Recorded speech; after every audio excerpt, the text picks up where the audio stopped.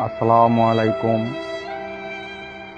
সকল প্রবাসী ভাইয়েরা আমার এবং বাংলাদেশে যারা আছেন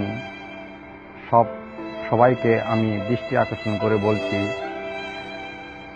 যে আমাদের প্রবাসীদের নিয়ে কিছুদিন হচ্ছে যে সব ছেলে এবং মেয়েরা আজে বাজে কথা বলতেছেন, তো নতুন করে বলার কিছুই নেই। প্রথমে কয়েকটা 6টা মেয়ে প্রবাসীদের বলেছেন, যা তো বলেছেন সবাই শুনেছেন। একটি মেয়ে ভুলও স্বীকার করেছিলেন, লিটন ভাইয়ের পক্ষ থেকে আমরা সবাই তাকে ক্ষমা করে দিয়েছিলাম। তো এরপর দ্বিতীয় দফা আসলো আর একটি বোরকা আলী, সেও আমাদেরকে নিয়ে এবং আমাদের পরিবারকে নিয়ে বহুত কিছু বলেছে। তৃতীয় আসলেন এক চশমাওয়ালা। এই চশমাওয়ালার কথা আর কি বলবো ভাই, বলার কিছুই নেই।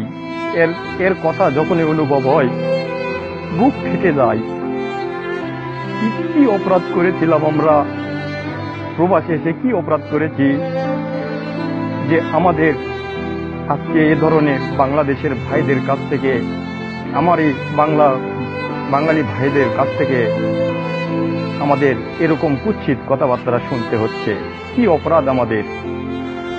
তো ভাবতে অবাক লাগে এটাই যে আজ কয়েকটা দিন হয়ে গেল এই ছেলেটি আমাদের প্রবাসীদেরকে নিয়ে এবং প্রবাসীর পরিবারকে নিয়ে যেসব কথাবার্তা বলেছেন,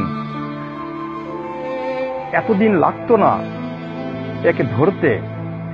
যদি আপনারা বাংলাদেশে যারা আছেন তারা যদি আমাদেরকে একটু সহযোগিতা করতেন, তাহলে একে একদিন আমরা ধরে ফেলতাম। আমাদের হয়তো অপরাধ হয়েছে প্রবাসে এসেই, এটাই আমাদের অপরাধ। এই জন্য করে এর সাথে সাথে সবাই আমাদেরকে মনে হচ্ছে যে অপরাধী ভাবতেছেন।